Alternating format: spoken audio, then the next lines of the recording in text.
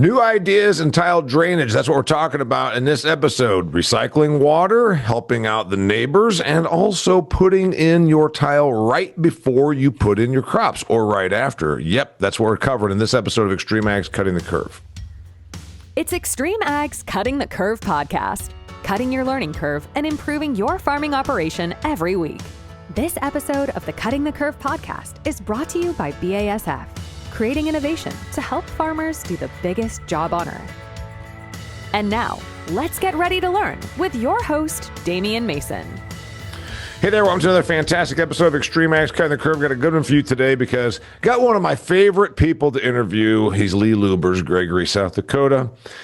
And if you're watching this, you'll agree with me and him. He just gets better with age, like fine wine. Anyway, Lee is doing some cool stuff, and we were joined by our friends from ADS. We got Cole Rath and we got Tim Dahl with ADS. They are in the tile drainage manufacturing business, and Lee just put in a whole bunch this year. So he's done two things that are really pretty novel. One, you probably think, yeah, I can put in drainage tile. I'll do it right after the crop is harvested somewhere in November. We'll wait till the ground's firm. People where I live in Indiana a lot of times put in wheat. We're not a big wheat state. They do it just specifically so that they can get in there in July and August before harvest and before they're busy doing their other stuff and put in drainage. Well, Lee didn't do it that way. Lee went in and put tile in right at time of planting. Yep, that's right. At time of planting, he did that. He also is going to talk about some recycling and repurposing of water and some cool stuff he's doing. Did they not give you the memo, Lee? You're supposed to do it in the off season. You're supposed to put in tile drainage in January, November, February. The more tiling we do, the more we love it. We're just trying to come up with as many ways that we can incorporate it into our operation. So we keep doing it every year. You put it in the springtime, basically at time of planting. I can see that being a problem. I can see crop damage. I can see there being settling of the trenches and making it so you can't harvest. I can see a lot of problems with that. No? Last year we went in, we had a field that had a notorious wet spot, and we needed to deal with that on the hillside and then do a grid below it down to a creek bottom. And we had soybeans. Man, they look good. And we're like, the tile plow's here. Let's do it. I've seen people do this online. Let's do it. If we lose a little bit of crop, we'll be okay. We were amazed how little crop we lost. We actually spaced our grids so we could run a 40-foot flex head between the grids. And we tiled in the first week of September, cut the beans in October, ran between the tile lines through all the grids, and then came along the top and clipped them. And out of 10 acres, I don't think we lost 10 bushels. And then we went and lightly hit those lines, knocked them down just a little bit, settled it in, and we seeded winter wheat into it. And this year in July, when I was desiccating winter wheat, I could look across on the other side of the creek where that was done. And for years, I'd always look over and just be upset because, drowned out acres, just not doing good. We were losing production. That side of the creek was just perfect. We had over 100 bushel of wheat there by doing in-crop tiling in September. We're just more motivated to do it again after that because we didn't lose really anything for our soybeans. And then we already started gaining in the first year with our wheat crop. We got a big cost offset there. We already got a big benefit in the first year. You guys are in the business, Cole, Tim. I don't know where you guys are from. South Dakota, that's the other thing. Most people in South Dakota, West River, South Dakota, they don't really need to do drainage tile because they don't use enough precipitation. But Lee is proving that wrong. Do you hear about people doing this at time of planting? Go ahead, Tim. This is something that brand new to me to do it right before planting. I mean, generally we get a little, I'm from Minnesota. We get a little bit of a spring season. Some guys will do in-crop tiling midsummer. Most of the tiling gets done, like you said at the beginning, Damian, post-harvest. So this is really exciting to hear what he's doing here. Lengthens the season a little bit, a little less time sensitive because The tile drainage people are always they want something to do. They're like Yes. going and they're doing like odd jobs or residential areas or something like that. A lot of times during the spring. Cole. I think, I cover Western Iowa and Nebraska. And when you talk about drainage tile in Iowa, I mean, people have been putting tile in for years and years and years. And I think in Iowa, it's more receptive maybe to put some tile in the spring, just because they know their contractors are, like you said, looking for something to do. But I think in Nebraska, especially, guys are not real excited about doing spring tiling, and I think compaction is the biggest thing they're worried about. Yeah, that's it. It's probably accurate. Did you have a compaction issue, Lee? I mean, you're coming out of winter. You still got winter moisture in there. Did you notice any damage? No, all we saw was a benefit. In that spot where we did it in the soybeans in crop was just always has been a bear cat every year. And we harvested it. We were surprised how much it dried up that area in 1 month in the time between tiling it in crop and combining it. And then we seeded through it 100%. And then we raised a great wheat crop on it. Yeah. So you said you're going to continue. You started putting in drainage tile just a few years ago, and now it's your new thing. Are you the only person in your neighborhood that's putting in drainage tile? We've had people actually stop driving down the road and look at what we're doing. They were like, "What is that?" People see me uptown, and I explain to them, and they'll ask it like, "Well, does it pay?" It's like, "Yeah, that's why we keep doing it. We're on our 4th or 5th year, and we just keep doing more of it and getting more creative in how we're doing it. So when we have our crew here doing this, we can line up as many projects as possible, right. So everybody maximizes their time." Yeah, that's the biggie also. So anyway, how many acres did you put in this last round? Let's see, probably in excess of 450. So since we've started this, we've cracked 3,000 acres. That we have improved our drainage on, or as we like to term it, water management, because that's what we're doing. We're taking problem areas that frustrate us and we lose yield, and with the tile, we're getting equilibrium. So the soil's evening out, biology's going up, yields are going up, tilth is better. So yeah, we've learned that water management is very important, and we are West River, South Dakota. Yeah, right.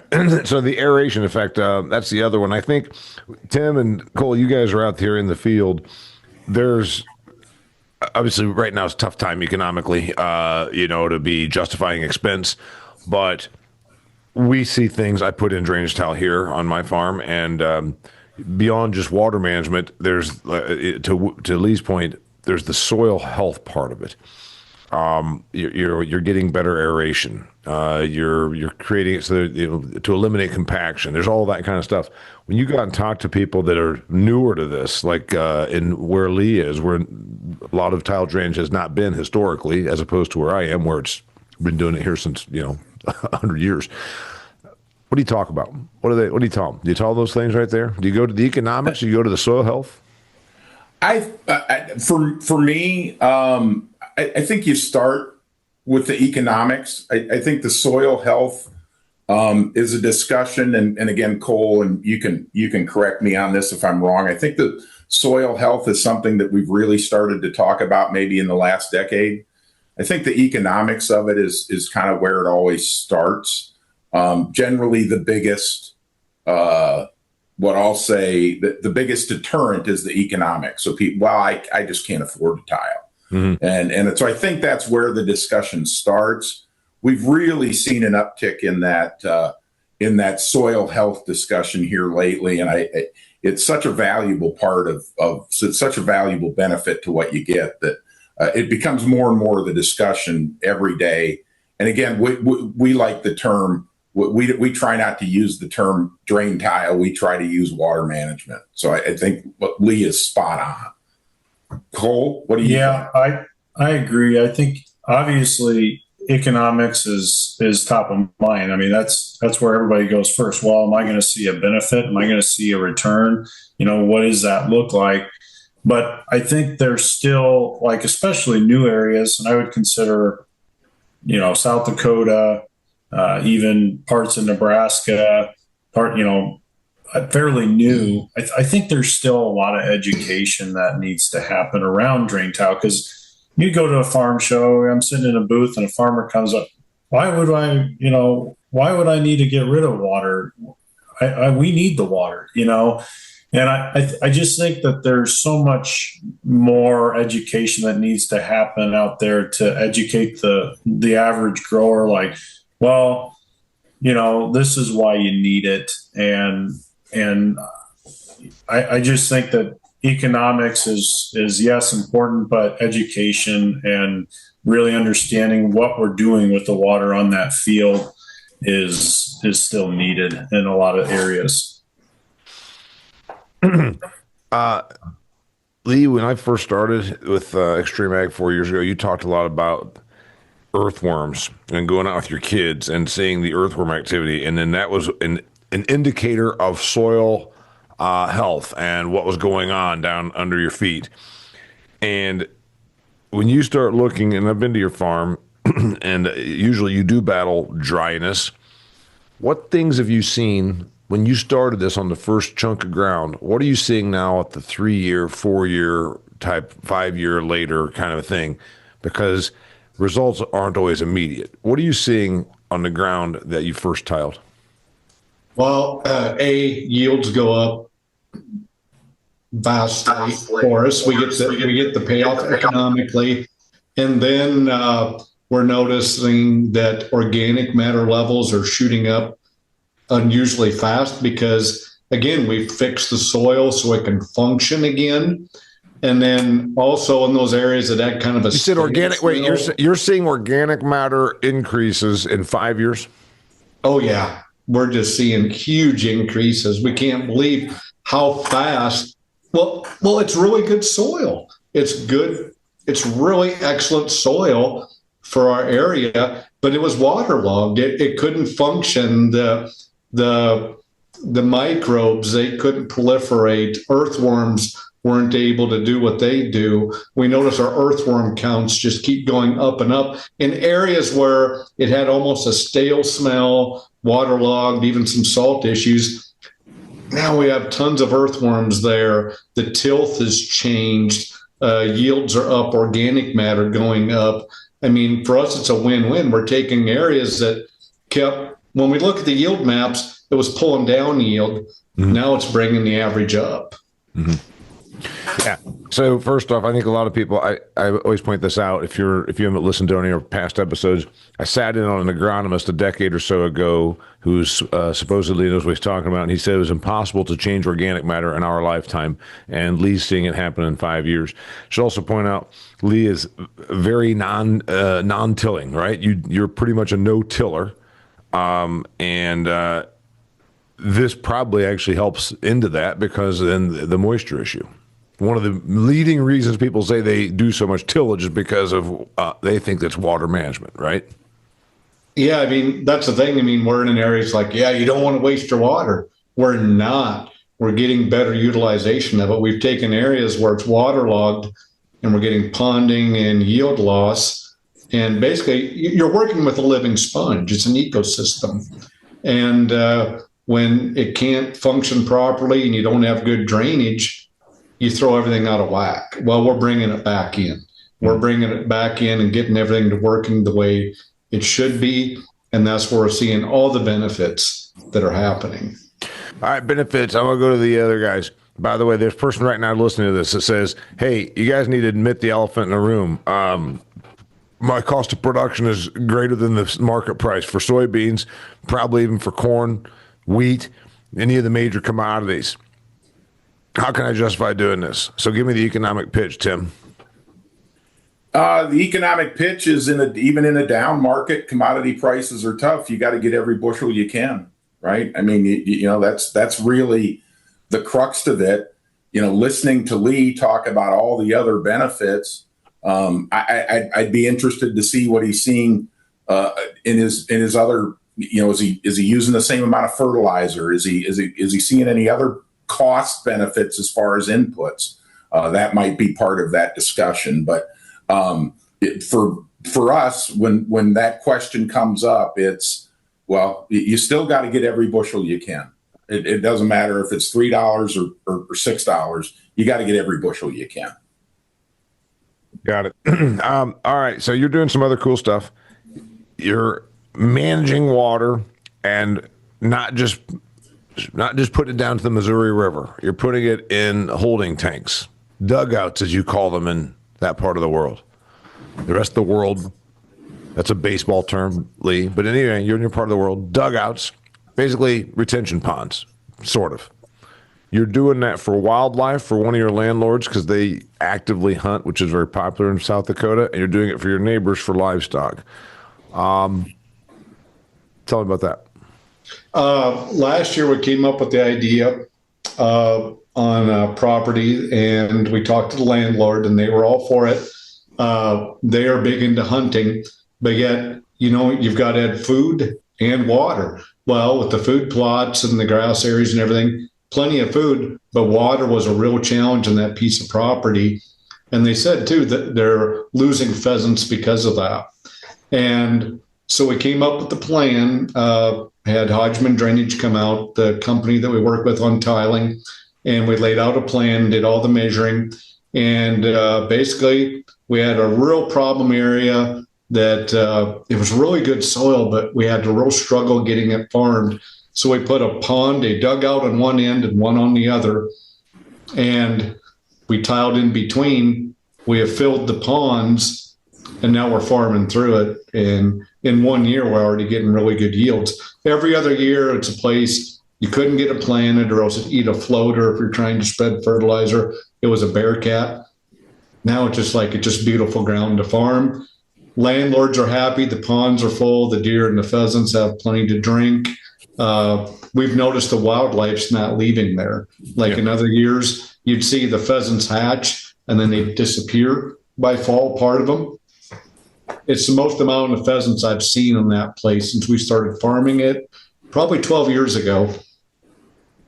Because of that, they have water now. They have a good water source. By the way, after the pond's full, then I assume it drains somewhere down onto a drainage ditch or something like this. Yeah. One, we do not have an overflow tube on, and it seems to be working. On the other one, we have an overflow tube, and there's a small creek behind it, and it runs down the creek. So it's an added benefit of all the wildlife downstream. Yeah, good. Did they pay you for that? Did you get the neighbors to pay you for that?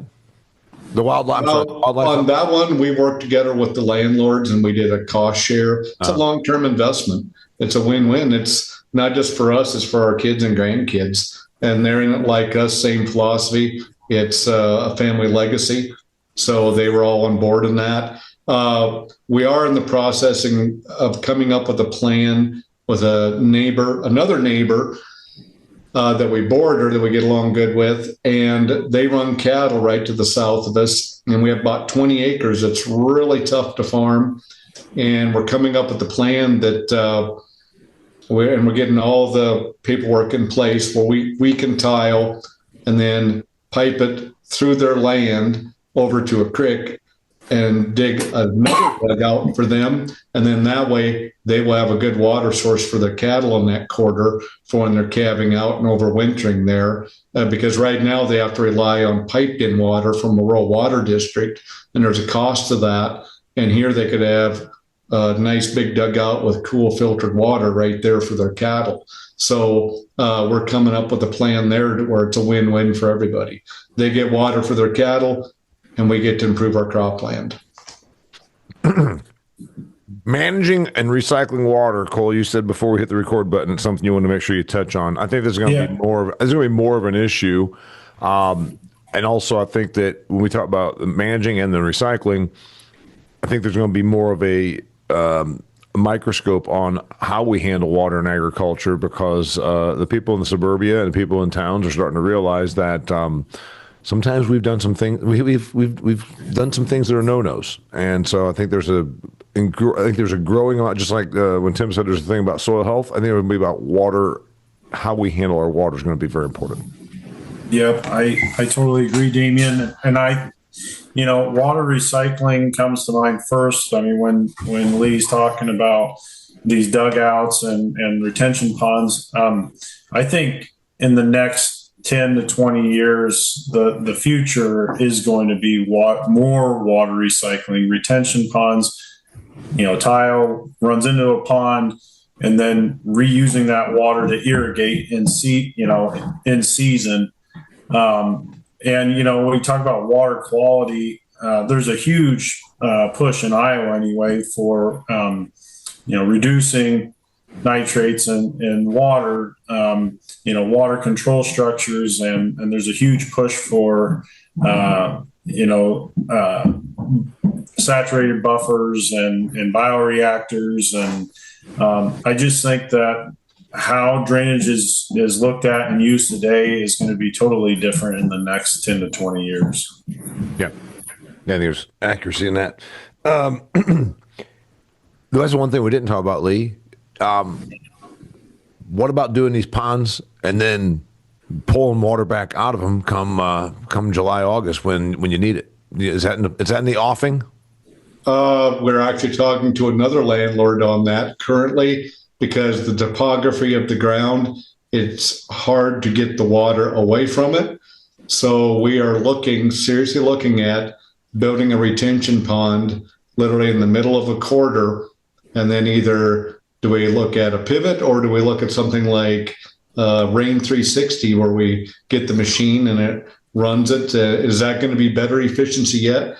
I agree with what they're talking about. It's how we view water and recycling it, yep, and better utilization of it. That's going to be huge even for us out here. Yeah. I mean, that could be big for us. I mean, we're off the Ogallala aquifer. It's not feasible for us to dig a well for a pivot where you can't get to one. Well, this could be a way we could get into irrigation. Yeah.